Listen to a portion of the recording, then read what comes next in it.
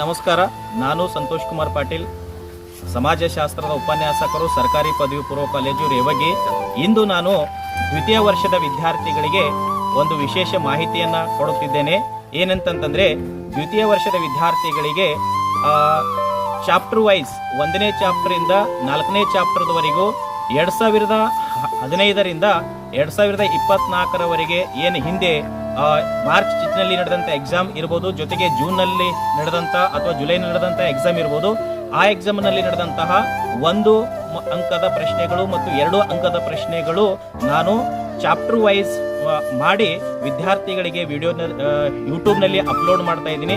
So ದಯಮಾಡಿ ಎಲ್ಲ ವಿದ್ಯಾರ್ಥಿಗಳು ಆ ಒಂದು ಪ್ರಶ್ನೆ ಉತ್ತರಗಳ ಒಂದು ಸದುಪಯೋಗನ ಪಡ್ಕೊಳ್ಬೇಕಂತ ಹೇಳಿ ತಮ್ಮಲ್ಲಿ ಕೇಳ್ತಾ ಇದ್ದೀನಿ. ಅಧ್ಯಾಯ 1 ಭಾರತೀಯ ಸಮಾಜದ ನಿರ್ಮಾಣ ಮತ್ತು ಜನಸಂಖ್ಯಾ ಶಾಸ್ತ್ರ. ಮಾರ್ಚ್ 2024 2011ರ ಜನಗಣತಿಯ ಪ್ರಕಾರ ಭಾರತದ ಲಿಂಗಾನುಪಾತ 940. ಭಾರತೀಯ ಪ್ರಾಚೀನ ಹೆಸರು ಭಾರತ ವರ್ಷ. ಭಾರತದ ಯಾವುದಾದರೂ ಒಂದು ಧಾರ್ಮಿಕ ಸಮುದಾಯವನ್ನು ಹೆಸರಿಸಿ. ಹಿಂದೂ. ಕನ್ನಡ ಭಾಷೆಗೆ ಶಾಸ್ತ್ರೀಯ ಸ್ಥಾನಮಾನ ಸಿಕ್ಕಿದ ವರ್ಷ ಯಾವುದು? 2008. ಮಕ್ಕಳ ಲಿಂಗಾನುಪಾತ ಖುಷಿಯಲು ಕಾರಣವಾದ 2 ಅಂಶಗಳು ತಿಳಿಸಿ. ಗರ್ಭಪಾತ ಮತ್ತು ಹೆಣ್ಣು ಶಿಶು ಹತ್ಯೆ. ಹೆಣ್ಣು ಮಕ್ಕಳ ಪೋಷಣೆಯಲ್ಲಿ ನಿರ್ಲಕ್ಷ್ಯ. ಪರೀಕ್ಷೆ 2024. ಪ್ರಪಂಚದ ಅತ್ಯಂತ ಹಳೆಯ ಜಲ ವಿವಾದ ಕಾವೇರಿ ಜಲ ವಿವಾದ. ಕನ್ನಡವು ದ್ರಾವಿಡ್ ಭಾಷಾ ಕುಟುಂಬಕ್ಕೆ ಸಂಬಂಧಿಸಿದೆ. ಡೆಮೋಗ್ರಫಿ ಅಚಿಯಲ್ ಗಿಲಿಯಾರ್ಡ್.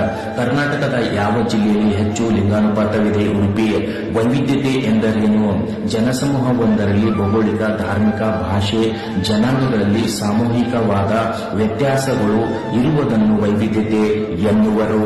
ಮಾರ್ಚ್ 2022 ಭಾರತದ ಪ್ರಾಚೀನ ಹೆಸರುಗಳಲ್ಲಿ ಒಂದನ್ನು ಹೆಸರಿಸಿ. ಭರತಖಂಡ, ಭರತ ವರ್ಷ. ಭಾರತದ ಅತ್ಯಂತ ಪ್ರಾಚೀನ ನಾಗರಿಕತೆ ಯಾವುದು? ಸಿಂಧೂ ನದಿ ಬಯಲಿನ ನಾಗರಿಕತೆ. ಮಕ್ಕಳ ಲಿಂಗಾನುಪಾತ ಖುಷಿಯಲು ಕಾರಣವಾದ ಯಾವುದಾದರೂ 2 ಅಂಶಗಳು ತಿಳಿಸಿ. ಗರ್ಭಪಾತ, ಹೆಣ್ಣು ಶಿಶು ಹತ್ಯೆ. ಮಾರ್ಚ್ 2020 ದ್ವಿಜ ಎಂಬ ಪದದ ಅರ್ಥವನ್ನು ತಿಳಿಸಿ. 2 ಬಾರಿ ಜನಿಸಿದ ಊರು ಎಂದರ್ಥ. ಭಾರತದ 2011ರ ಜನಗಣತಿಯಲ್ಲಿ ದಾಖಲಾದ ಲಿಂಗಾನುಪಾತ ಪ್ರಮಾಣವನ್ನು ತಿಳಿಸಿ. 1,000 ಪುರುಷರಿಗೆ 940 ಮಹಿಳೆಯರು. ಪ್ರಾಚೀನ ಭಾರತದ 4 ವರ್ಣಗಳನ್ನು ಹೆಸರಿಸಿ. ಬ್ರಾಹ್ಮಣ, ಕ್ಷತ್ರಿಯ, ವೈಶ್ಯ, ಶೂದ್ರ. ಜನಸಂಖ್ಯಾ ಲಾಭಾಂಶ ಎಂದರೇನು? ಒಟ್ಟು ಜನಸಂಖ್ಯೆಯಲ್ಲಿ ಯುವಕರ ಸಂಖ್ಯೆ ಹೆಚ್ಚಾಗಿರುವುದರಿಂದ ದೊರೆಯಬಹುದಾದ ಅನುಕೂಲವನ್ನು ಜನಸಂಖ್ಯಾ ಲಾಭಾಂಶ ಎನ್ನುವರು. ಮಾರ್ಚ್ 2019 ಭಾರತದ ಅತ್ಯಂತ ಪ್ರಾಚೀನ ಹೆಸರುಗಳಲ್ಲಿ ಒಂದನ್ನು ಹೆಸರಿಸಿ. ಭರತಖಂಡ. ಯಾವ ವರ್ಷವನ್ನು ಜನಸಂಖ್ಯಾ ವಿಭಜಕ ವರ್ಷ ಎಂದು ಕರೆಯಲಾಗಿದೆ? 1921. ಪ್ರಾಂತೀಯವಾದ ಎಂದರೇನು? ಒಬ್ಬ ವ್ಯಕ್ತಿಗೆ ತನ್ನ ಪ್ರಾಂತ್ಯದ ಬಗ್ಗೆ ಇರುವ ಅತಿಯಾದ ನಿಷ್ಠೆಯನ್ನು ಪ್ರಾಂತೀಯವಾದ ಎನ್ನುವರು. ಭಾರತದ 2 ಜನಾಂಗೀಯ ಸಮೂಹಗಳನ್ನು ಹೆಸರಿಸಿ. ನಿಗ್ರಿಟೋಗಳು, ಪಶ್ಚಿಮ ಭಾರತೀಯ ಸೇಪಾಲರು. ಜುಲೈ 2019 ಭಾರತದ 2011ರ ಜನಗಣತಿಯಲ್ಲಿ ದಾಖಲಾದ ಲಿಂಗಾನುಪಾತ ಪ್ರಮಾಣವನ್ನು ತಿಳಿಸಿ. 1,000 ಪುರುಷರಿಗೆ 940 ಮಹಿಳೆಯರು. ಭಾರತದಲ್ಲಿ ವೈವಿಧ್ಯತೆಯ ಒಂದು ಆಧಾರ ಅಂಶವನ್ನು ತಿಳಿಸಿ. ಭಾಷಾ ವೈವಿಧ್ಯತೆ. ಭಾಷಾವಾದ ಎಂದರೇನು? ವ್ಯಕ್ತಿಗೆ ತನ್ನ ಭಾಷೆ ಬಗ್ಗೆ ಇರುವ ಅತಿಯಾದ ನಿಷ್ಠೆಯನ್ನು ಭಾಷಾವಾದ ಎನ್ನುವರು. ಮಕ್ಕಳ ಲಿಂಗಾನುಪಾತ ಖುಷಿಯಲು ಕಾರಣಗಳೇನು? ಗಂಡು ಮಕ್ಕಳ ಬಯಕೆ ಮತ್ತು ಹೆಣ್ಣು ಭ್ರೂಣ ಹತ್ಯೆ. ಮಾರ್ಚ್ 2018 ಡೆಮೋಗ್ರಫಿ ಎಂಬ ಪದವು ಹೇಗೆ ಉತ್ಪತ್ತಿಯಾಗಿದೆ? ಡೆಮೋಸ್ ಮತ್ತು ಗ್ರಾಫಿನ್ ಎಂಬ ಗ್ರೀಕ್ ಪದಗಳಿಂದ ಉತ್ಪತ್ತಿಯಾಗಿದೆ. ಭಾರತದ ಜನಾಂಗೀಯ ಸಮೂಹಗಳಲ್ಲಿ ಒಂದನ್ನು ಹೆಸರಿಸಿ. ನಿಗ್ರಿಟೋಗಳು. ಡಿಮ್ಮಾರು ಎಂಬುದು ಏನನ್ನು ಸೂಚಿಸುತ್ತದೆ? ಡಿ ಎಂದರೆ ಮಗಳು, ಇ ಎಂದರೆ ಎಲಿಮಿನೇಷನ್. ಆದಿಕರಣ ಪ್ರಕ್ರಿಯೆಗೆ ಅಡ್ಡಿಯಾದ 2 ಅಂಶಗಳನ್ನು ತಿಳಿಸಿ.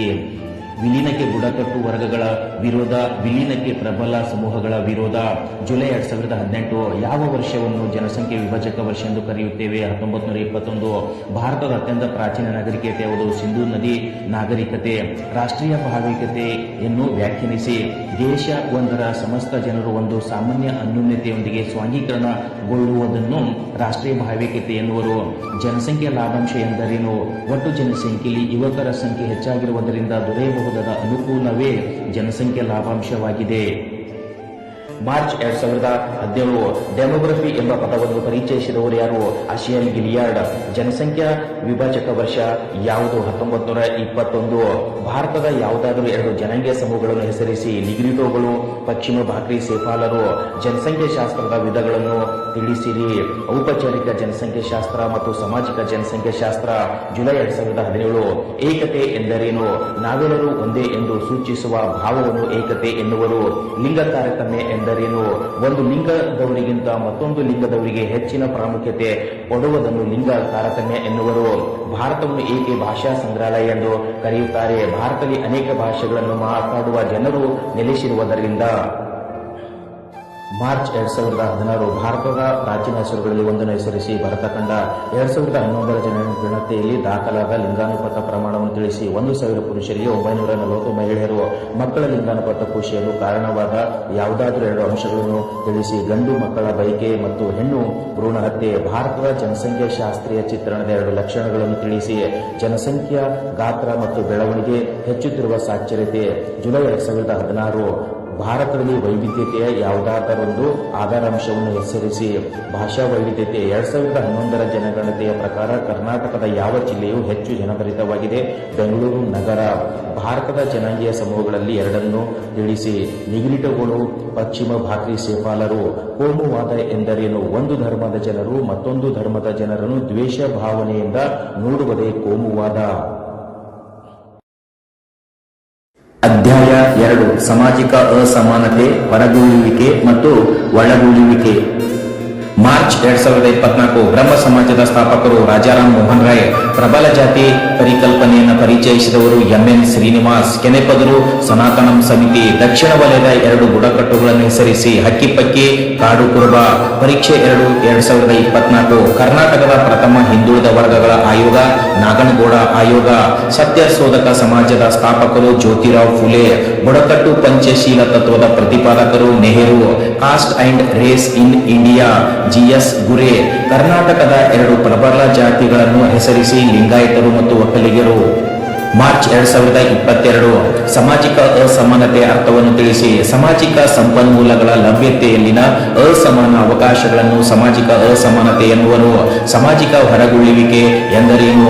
ಸಮಾಜದಲ್ಲಿ ಪೂರ್ಣವಾಗಿ ತೊಡಗಿಸಿಕೊಳ್ಳುವುದನ್ನು ನಿರ್ಬಂಧಿಸುವ ವಿಧಾನಗಳಿಗೆ ಸಾಮಾಜಿಕ ಹೊರಗುಳಿಯುವಿಕೆ ಎನ್ನುವರು. March 2020 caste and race in India ಗ್ರಂಥದ ಲೇಖಕರು ಯಾರು? GS ಗುರೆ.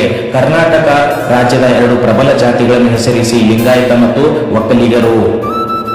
ಮಾರ್ಚ್ 2019 ಹರಿಜನ ಎಂಬ ಪದವನ್ನು ಪರಿಚಯಿಸಿದವರು ಯಾರು? ನರಸಿಂಹ ಮೆಹ್ತಾ. ಯಾವುದಾದರೂ 2 ಸಮಾಜ ಸುಧಾರಣಾ ಆಂದೋಲನಗಳನ್ನು ತಿಳಿಸಿ. ಆರ್ಯ ಸಮಾಜ ಮತ್ತು ಬ್ರಹ್ಮ ಸಮಾಜ. ಜುಲೈ 2019 ಕರ್ನಾಟಕ ಸರ್ಕಾರವು ನೇಮಿಸಿದ ಹಿಂದುಳಿದ ವರ್ಗಗಳ ಆಯೋಗಗಳಲ್ಲಿ ಒಂದನ್ನು ಹೆಸರಿಸಿ. ಚಿನ್ನಪ್ಪ ರೆಡ್ಡಿ ಆಯೋಗ. ಕರ್ನಾಟಕದ 2 ಪ್ರಬಲ ಜಾತಿಗಳನ್ನು ಹೆಸರಿಸಿ. ಲಿಂಗಾಯತ ಮತ್ತು ಒಕ್ಕಲಿಗರು. ಮಾರ್ಚ್ 2018 ಹರಿಜನ ಎಂಬ ಹೆಸರನ್ನು ಪರಿಚಯಿಸಿದವರು ಯಾರು? ನರಸಿಂಹ ಮೆಹ್ತಾ. ಕರ್ನಾಟಕದ 2 ಪರಿಶಿಷ್ಟ ಜಾತಿಗಳನ್ನು ಹೆಸರಿಸಿ. ಲಂಬಾಣಿ ಮತ್ತು ಭೂವಿ. ಜುಲೈ 2018 ಹರಿಜನ ಎಂಬ ಪದವನ್ನು ಜನಪ್ರಿಯಗೊಳಿಸಿದವರು ಯಾರು? ಮಹಾತ್ಮ ಗಾಂಧೀಜಿ. ಕರ್ನಾಟಕದ 2 ಪ್ರಬಲ ಜಾತಿಗಳನ್ನು ಹೆಸರಿಸಿ. ಲಿಂಗಾಯತರು ಮತ್ತು ಒಕ್ಕಲಿಗರು. ಮಾರ್ಚ್ 2017 ಕರ್ನಾಟಕದ 1 ಹಿಂದುಳಿದ ವರ್ಗಗಳ ಆಯೋಗವನ್ನು ಹೆಸರಿಸಿ. ಶ್ರೀ ನಾಗನಗೌಡ ಆಯೋಗ. ಪ್ರಬಲ ಜಾತಿ ಎಂದರೇನು? ಇತರ ಜಾತಿಗಳಿಗಿಂತ ಸಂಖ್ಯಾತ್ಮಕ ಬಲ ಹೊಂದಿರುವ, ಆರ್ಥಿಕ ಹಾಗೂ ರಾಜಕೀಯ ಅಧಿಕಾರ ಹೊಂದಿರುವ ಮತ್ತು ಸ್ಥಳೀಯ ಏಣಿ ಶ್ರೇಣಿಯಲ್ಲಿ ಉನ್ನತ ಧಾರ್ಮಿಕ ಅಂತಸ್ತನ್ನು ಹೊಂದಿರುವ ಜಾತಿಯೇ ಪ್ರಬಲ ಜಾತಿ. ಜುಲೈ 2017 ಭಾರತದ ಮೊದಲ ಹಿಂದುಳಿದ ಆಯೋಗದ ಅಧ್ಯಕ್ಷರು ಯಾರು? ಕಾಕಾ ಸಾಹೇಬ್ ಕಾಲೇಲ್ಕರ್. 2 ಸಮಾಜ ಸುಧಾರಣಾ ಆಂದೋಲನಗಳನ್ನು ತಿಳಿಸಿ. ಬ್ರಹ್ಮ ಸಮಾಜ ಮತ್ತು ಆರ್ಯ ಸಮಾಜ. ಪ್ರಬಲ ಜಾತಿಯ 2 ನಿರ್ಧಾರಕ ಅಂಶಗಳನ್ನು ತಿಳಿಸಿ. ಸಂಖ್ಯಾ ಬಲ ಮತ್ತು ರಾಜಕೀಯ ಅಧಿಕಾರ. ಮಾರ್ಚ್ 2016 ಭಾರತ ಸರ್ಕಾರವು ನೇಮಿಸಿದ ಹಿಂದುಳಿದ ವರ್ಗಗಳ ಆಯೋಗದಲ್ಲಿ ಒಂದನ್ನು ಹೆಸರಿಸಿ. BP ಮಂಡಲ್ ಆಯೋಗ. ಕರ್ನಾಟಕದ 2 ಪ್ರಬಲ ಜಾತಿಗಳನ್ನು ಹೆಸರಿಸಿ. ಒಕ್ಕಲಿಗ ಮತ್ತು ಲಿಂಗಾಯತ. ಜುಲೈ 2016 ಹರಿಜನ ಎಂಬ ಪದವನ್ನು ಜನಪ್ರಿಯಗೊಳಿಸಿದವರು ಯಾರು? ಮಹಾತ್ಮ ಗಾಂಧೀಜಿ. ಯಾವುದಾದರೂ 2 ಸಮಾಜ ಸುಧಾರಣಾ ಆಂದೋಲನಗಳನ್ನು ತಿಳಿಸಿ. ಬ್ರಹ್ಮ ಸಮಾಜ ಮತ್ತು ಆರ್ಯ ಸಮಾಜ. ಮಾರ್ಚ್ 2015 ಪಕ್ಕಾ ಆಹಾರ ಎಂದರೇನು? ಹಾಲು ಮತ್ತು ತುಪ್ಪದಿಂದ ತಯಾರಿಸಿದ ಆಹಾರ. ಪರಿಶಿಷ್ಟ ಜಾತಿ ಎಂಬ ಪದವನ್ನು ಪರಿಚಯಿಸಿದವರು ಯಾರು? Simon commission. ಪರಿಶಿಷ್ಟ ಜಾತಿಯ 2 ಸಮಸ್ಯೆಗಳನ್ನು ತಿಳಿಸಿ. ಸಾಮಾಜಿಕ ಸಮಸ್ಯೆ ಮತ್ತು ಆರ್ಥಿಕ ಸಮಸ್ಯೆ. ಪ್ರಬಲ ಜಾತಿಯ 2 ನಿರ್ಧಾರಕ ಅಂಶಗಳನ್ನು ತಿಳಿಸಿ. ಸಂಖ್ಯಾಬಲ, ರಾಜಕೀಯ ಅಧಿಕಾರ. ಜುಲೈ 2015 ಬುಡಕಟ್ಟು ಪಂಚಶೀಲದ ಪ್ರತಿಪಾದಕರು ಯಾರು? ಜವಾಹರ್ಲಾಲ್ ನೆಹರು. ಸಾಮಾಜಿಕ ಅಸಮಾನತೆ ಎಂದರೇನು? ಸಾಮಾಜಿಕ ಸಂಪನ್ಮೂಲಗಳ ಲಭ್ಯತೆಯಲ್ಲಿನ ಅಸಮಾನ ಅವಕಾಶವನ್ನು ಸಾಮಾಜಿಕ ಅಸಮಾನತೆ ಎನ್ನುವರು.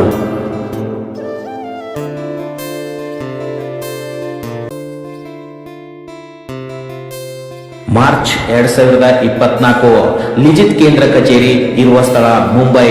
ಮಹಿಳಾ ಸಬಲೀಕರಣದ ವರ್ಷ 2001. ಸೋಲಿಗರು ವಿವೇಕಾನಂದ ಗಿರಿಜನ ಕಲ್ಯಾಣ ಕೇಂದ್ರ.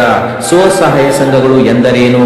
ಸ್ವ ಇಚ್ಛೆಯಿಂದ ನಿಯಮಿತವಾಗಿ ಸಣ್ಣ ಮೊತ್ತವನ್ನು ಉಳಿತಾಯ ಮಾಡಿ ಪರಸ್ಪರ ನೆರವಿನ ಮೂಲಕ ತಮ್ಮ ತುರ್ತು ಅಗತ್ಯತೆಗಳನ್ನು ಪೂರೈಸಿಕೊಳ್ಳುವ ಸಾಮಾನ್ಯ ಸಾಮಾಜಿಕ ಮತ್ತು ಆರ್ಥಿಕ ಹಿನ್ನೆಲೆಯಿಂದ ಬಂದ ಸಣ್ಣ ಉದ್ದಿಮೆದಾರರನ್ನು ಒಳಗೊಂಡ ಸಮೂಹವೇ ಸ್ವಸಹಾಯ ಸಂಘ.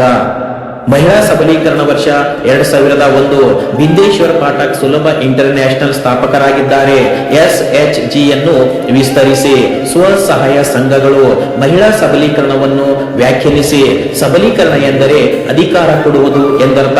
ಮಹಿಳೆಯರಿಗೆ ಅಧಿಕಾರ ನೀಡಿ ಅವರನ್ನು ಸಬಲರನ್ನಾಗಿಸುವುದನ್ನು ಮಹಿಳಾ ಸಬಲೀಕರಣ ಎನ್ನುವರು. ಸ್ತ್ರೀ ಶಕ್ತಿ ಯೋಜನೆಯನ್ನು ಯಾವ ವರ್ಷದಲ್ಲಿ ಜಾರಿಗೊಳಿಸಲಾಯಿತು? 2001. ಯಾವುದಾದರೂ ಒಂದು NGOವನ್ನು ತಿಳಿಸಿ. Green piece. ಭಾರತದ ಯಾವುದಾದರೂ 2 ಮಹಿಳಾ ಸಂಘಟನೆಗಳನ್ನು ತಿಳಿಸಿ. ವಿಮೋಚನಾ ಮತ್ತು ಸ್ತ್ರೀ ಶಕ್ತಿ ಸಂಘಟನೆ. ಮಹಿಳಾ ಸಬಲೀಕರಣ ಎಂದರೇನು? ಮಹಿಳೆಯರಿಗೆ ಅಧಿಕಾರ ನೀಡಿ ಅವರನ್ನು ಸಬಲರನ್ನಾಗಿಸುವುದೇ ಮಹಿಳಾ ಸಬಲೀಕರಣ. SKDRDP ಯನ್ನು ವಿಸ್ತರಿಸಿ. ಶ್ರೀ ಕ್ಷೇತ್ರ ಧರ್ಮಸ್ಥಳ ಗ್ರಾಮೀಣ ಅಭಿವೃದ್ಧಿ ಯೋಜನೆ. ಸ್ವಸಹಾಯ ಸಂಘಗಳ ಮೂಲಕ ಸಾಲ ಪಡೆಯುವುದರ 2 ಅನುಕೂಲಗಳನ್ನು ತಿಳಿಸಿ. ಆರ್ಥಿಕ ನಿರ್ವಹಣೆ ಕೌಶಲ್ಯ, ಪರಸ್ಪರ ಆರ್ಥಿಕ ಅಗತ್ಯತೆಗಳ ನಿರ್ವಹಿಸುವಿಕೆ. ಲಿಜಿತ್ ಕೇಂದ್ರ ಕಚೇರಿ ಎಲ್ಲಿದೆ? ಮುಂಬೈ. ಮಹಿಳಾ ಸಬಲೀಕರಣ ಎಂದರೇನು? ಸಬಲೀಕರಣ ಎಂದರೆ ಅಧಿಕಾರ ಕೊಡುವುದು ಎಂದರ್ಥ. ಮಹಿಳೆಯರಿಗೆ ಅಧಿಕಾರ ನೀಡಿ ಅವರನ್ನು ಸಬಲರನ್ನಾಗಿ ಮಾಡುವುದೇ ಮಹಿಳಾ ಸಬಲೀಕರಣ. ಸಂವಿಧಾನದ ಯಾವ ಕಲಮು ಅಸ್ಪೃಶ್ಯತೆಯನ್ನು ನಿಷೇಧಿಸುತ್ತದೆ? 17ನೇ ಕಲಮು. ನಬಾರ್ಡ್ ಅನ್ನು ವಿಸ್ತರಿಸಿ. ಕೃಷಿ ಮತ್ತು ಗ್ರಾಮೀಣ ಅಭಿವೃದ್ಧಿ ರಾಷ್ಟ್ರೀಯ ಬ್ಯಾಂಕ್. ಸಂವಿಧಾನದ ಯಾವ ಕಲಮು ಅಸ್ಪೃಶ್ಯತೆಯನ್ನು ನಿಷೇಧಿಸುತ್ತದೆ? 17ನೇ ಕಲಮು. ಸೂಕ್ಷ್ಮ ಹಣಕಾಸು ಎಂದರೇನು? ಬಡ ಮತ್ತು ಕಡಿಮೆ ಆದಾಯವುಳ್ಳ ಕುಟುಂಬಗಳಿಗೆ ಉಳಿತಾಯ ಖಾತೆಗಳು, ಜೀವ ವಿಮಾ ನಿಧಿ ಮತ್ತು ಸಾಲ ಮುಂತಾದ ಆರ್ಥಿಕ ಸೇವೆಗಳನ್ನು ನೀಡಿ ಅವರ ಆದಾಯವನ್ನು ಹೆಚ್ಚಿಸಿ ಜೀವನ ಮಟ್ಟವನ್ನು ಸುಧಾರಿಸಲು ನೆರವಾಗುವುದೇ ಸೂಕ್ಷ್ಮ ಹಣಕಾಸು. ಸ್ತ್ರೀ ಶಕ್ತಿ ಯೋಜನೆಯನ್ನು ಯಾವ ವರ್ಷ ಜಾರಿಗೊಳಿಸಲಾಯಿತು? 2001. ಲ್ಯಾಂಪ್ಸ್ ಅನ್ನು ವಿಸ್ತರಿಸಿ. ವಿಶಾಲ ಪ್ರದೇಶ, ವಿವಿಧೋದ್ದೇಶ ಸಂಘ. ಸ್ತ್ರೀ ಶಕ್ತಿ ಎಂದರೇನು? ಗ್ರಾಮೀಣ ಮಹಿಳೆಯರ ಸಬಲೀಕರಣಕ್ಕಾಗಿ ಮತ್ತು ಅವರನ್ನು ಸ್ವಾವಲಂಬನೆಗೊಳಿಸುವ ಕಾರ್ಯಕ್ರಮವನ್ನು ಸ್ತ್ರೀ ಶಕ್ತಿ ಎನ್ನುವರು. ಬಾಂಗ್ಲಾದೇಶದಲ್ಲಿ ಸೂಕ್ಷ್ಮ ಹಣಕಾಸಿನ ಪರಿಕಲ್ಪನೆಯನ್ನು ಪರಿಚಯಿಸಿದವರು ಯಾರು? ಮೊಹಮ್ಮದ್ ಯೂನುಸ್. ಮಹಿಳಾ ಸಬಲೀಕರಣ ಎಂದರೇನು?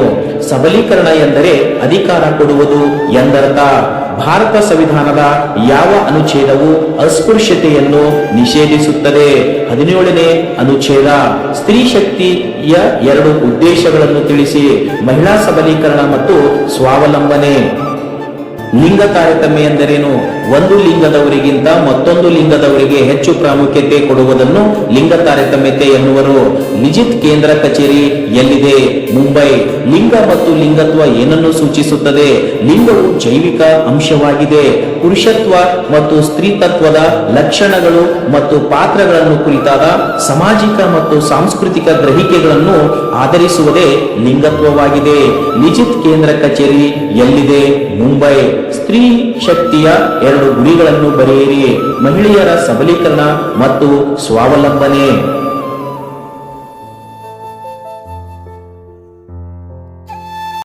ಅಧ್ಯಾಯ 4. ಭಾರತದಲ್ಲಿ ಕುಟುಂಬ. ಮಾರ್ಚ್ 2024. ಪ್ರಶ್ನೆ 1. ಇಲ್ಲಂ ಎಂದರೇನು? ಕೇರಳದ ನಂಬೋದರಿ ಅವಿಭಕ್ತ ಕುಟುಂಬವನ್ನು ಇಲ್ಲಂ ಎನ್ನುವರು. ಪ್ರಶ್ನೆ 2. ಪಿತೃಪ್ರಧಾನ ಅವಿಭಕ್ತ ಕುಟುಂಬ ಇಲ್ಲಂ. ಪ್ರಶ್ನೆ 3. ತವಳಿ ಎಂದರೇನು? ಮಾತೃಪ್ರಧಾನ ಕುಟುಂಬ ತರವಾಡುವಿನಿಂದ ವಿಭಜಿತಗೊಂಡ ಭಾಗವನ್ನು ತವಳಿ ಎನ್ನುವರು. ಪ್ರಶ್ನೆ 4. ಕರ್ತನ 2 ಕರ್ತವ್ಯಗಳನ್ನು ತಿಳಿಸಿ. ಕೌಟುಂಬಿಕ ಹೊಣೆಗಾರಿಕೆ ಮತ್ತು ಎಲ್ಲ ಸದಸ್ಯರ ವರ್ತನೆಗಳ ಮೇಲೆ ನಿಯಂತ್ರಣ. ಪ್ರಶ್ನೆ 5. ಕರ್ಣವನ್ ಎಂದರೆ ಯಾರು? ತರವಾಡಿನ ನಿರ್ವಹಣೆ ಮಾಡುವ ಪುರುಷ. ಪ್ರಶ್ನೆ 6. ಅವಿಭಕ್ತ ಕುಟುಂಬದ 2 ಪ್ರಕಾರಗಳನ್ನು ತಿಳಿಸಿ. ಪಿತೃಪ್ರಧಾನ ಅವಿಭಕ್ತ ಕುಟುಂಬ ಮತ್ತು ಮಾತೃಪ್ರಧಾನ ಅವಿಭಕ್ತ ಕುಟುಂಬ. ಪ್ರಶ್ನೆ 7. Marriage and family in India ಎಂಬ ಗ್ರಂಥದ ಲೇಖಕರು ಯಾರು? KM ಕಪಾಡಿಯಾ. ಪ್ರಶ್ನೆ 8. ಅವಿಭಕ್ತ ಕುಟುಂಬಗಳ ಮೇಲೆ ಪ್ರಭಾವ ಬೀರಿದ 2 ಸಾಮಾಜಿಕ ಶಾಸನಗಳನ್ನು ತಿಳಿಸಿ. ಹಿಂದೂ ವಿವಾಹ ಕಾಯ್ದೆ 1955, ಹಿಂದೂ ಉತ್ತರಾಧಿಕಾರ ಕಾಯ್ದೆ 1956. ಪ್ರಶ್ನೆ 9. ಭಾರತದ ಅವಿಭಕ್ತ ಕುಟುಂಬವನ್ನು ಮಹಾಮನೆ ಎಂದು ಕರೆದವರು ಯಾರು? Henry men. ಪ್ರಶ್ನೆ 10. ಇಲ್ಲಂ ಎಂದರೇನು? ನಂಬೂದಿರಿ ಬ್ರಾಹ್ಮಣರ ಪಿತೃಪ್ರಧಾನ ಅವಿಭಕ್ತ ಕುಟುಂಬಕ್ಕೆ ಇಲ್ಲಂ ಎನ್ನುವರು. ಪ್ರಶ್ನೆ 11. ಅವಿಭಕ್ತ ಕುಟುಂಬದ 2 ಪ್ರಕಾರಗಳನ್ನು ತಿಳಿಸಿ. ಪಿತೃಪ್ರಧಾನ ಅವಿಭಕ್ತ ಕುಟುಂಬ ಮತ್ತು ಮಾತೃಪ್ರಧಾನ ಅವಿಭಕ್ತ ಕುಟುಂಬ. ಪ್ರಶ್ನೆ 12. ಇಲ್ಲಂ ಎಂದರೇನು? ಕೇರಳದ ನಂಬೂದಿರಿಗಳ ಪಿತೃಪ್ರಧಾನ ಅವಿಭಕ್ತ ಕುಟುಂಬವನ್ನು ಇಲ್ಲಂ ಎನ್ನುವರು. ಪ್ರಶ್ನೆ 13. ಅವಿಭಕ್ತ ಕುಟುಂಬದ ಪ್ರಕಾರಗಳನ್ನು ತಿಳಿಸಿ. ಪಿತೃಪ್ರಧಾನ ಅವಿಭಕ್ತ ಕುಟುಂಬ ಮತ್ತು ಮಾತೃಪ್ರಧಾನ ಅವಿಭಕ್ತ ಕುಟುಂಬ. ಪ್ರಶ್ನೆ 14. ಇಲ್ಲಂ ಎಂದರೇನು? ಕೇರಳದ ನಂಬೂದಿರಿಗಳ ಪಿತೃಪ್ರಧಾನ ಅವಿಭಕ್ತ ಕುಟುಂಬವನ್ನು ಇಲ್ಲಂ ಎನ್ನುವರು. ಪ್ರಶ್ನೆ 15. ಅವಿಭಕ್ತ ಕುಟುಂಬದ ಮೇಲೆ ಪ್ರಭಾವ ಬೀರಿದ 2 ಸಾಮಾಜಿಕ ಶಾಸನಗಳನ್ನು ಹೆಸರಿಸಿ. ಹಿಂದೂ ವಿವಾಹ ಕಾಯ್ದೆ 1955 ಮತ್ತು ಹಿಂದೂ ಉತ್ತರಾಧಿಕಾರ ಕಾಯ್ದೆ 1956. ಪ್ರಶ್ನೆ 16. ತರವಾಡು ಎಂದರೇನು? ಕೇರಳದ ನಾಯರುಗಳ ಮಾತೃಪ್ರಧಾನ ಅವಿಭಕ್ತ ಕುಟುಂಬ. ಪ್ರಶ್ನೆ 17. ಅವಿಭಕ್ತ ಕುಟುಂಬದ 2 ಅನಾನುಕೂಲತೆಗಳನ್ನು ತಿಳಿಸಿ. ಸೋಮಾರಿತನಕ್ಕೆ ಪ್ರೋತ್ಸಾಹ ಮತ್ತು ಆರ್ಥಿಕ ಅನಾನುಕೂಲ. ಪ್ರಶ್ನೆ 18. ಇಲ್ಲಂ ಎಂದರೇನು? ಕೇರಳದ ನಂಬೂದಿರಿಗಳ ಪಿತೃಪ್ರಧಾನ ಅವಿಭಕ್ತ ಕುಟುಂಬವನ್ನು ಇಲ್ಲಂ ಎನ್ನುವರು. ಪ್ರಶ್ನೆ 19. ತರವಾಡು ಎಂದರೇನು? ಕೇರಳದ ನಾಯರುಗಳ ಮಾತೃಪ್ರಧಾನ ಅವಿಭಕ್ತ ಕುಟುಂಬ. ಪ್ರಶ್ನೆ 20. ಅವಿಭಕ್ತ ಕುಟುಂಬದ 2 ಅನಾನುಕೂಲತೆಗಳನ್ನು ತಿಳಿಸಿ. ಸೋಮಾರಿತನದ ಬೆಳವಣಿಗೆ ಮತ್ತು ಆರ್ಥಿಕ ಅನಾನುಕೂಲ. ಪ್ರಶ್ನೆ 21. ಕರ್ತ ಎಂದರೆ ಯಾರು? ಅವಿಭಕ್ತ ಕುಟುಂಬದ ಯಜಮಾನ.